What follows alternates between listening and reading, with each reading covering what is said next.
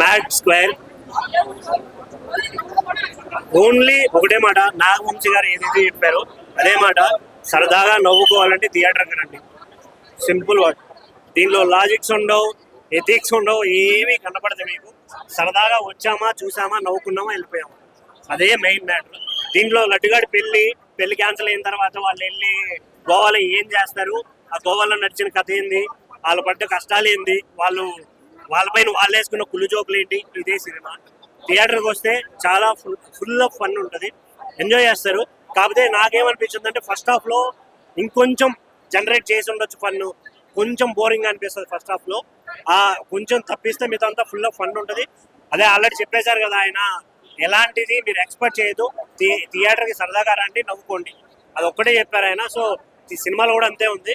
నాకేమనిపించింది అంటే ఒక 10 minutes కి 20 minutes కి కొత్త క్యారెక్టర్ ఎంటర్ అవ్వడం, అది కొంచెం కొత్తగా అనిపించింది. అది కూడా ఓన్లీ హీరోయిన్స్ ఎంటర్ అవుతారు. ఇందులో ఒక స్పెషల్ గెస్ట్ బాయ్ క్యారెక్టర్ అయితే చాలా ఎంటర్టైన్ చేస్తుంది మిమ్మల్ని. ఇంకోటి సుబ్బలక్ష్మి సుధాకర్ గారు క్యారెక్టర్ కూడా చాలా చాలా నవ్విస్తుంది, అదొక్కటి నాకు చాలా మంచిగా అనిపించింది. అండ్ ఇంకొకటి మెయిన్ గా ఒకే ఒక సాంగ్ చాలా ఇంప్రెసివ్ గా అనిపించింది నాకైతే.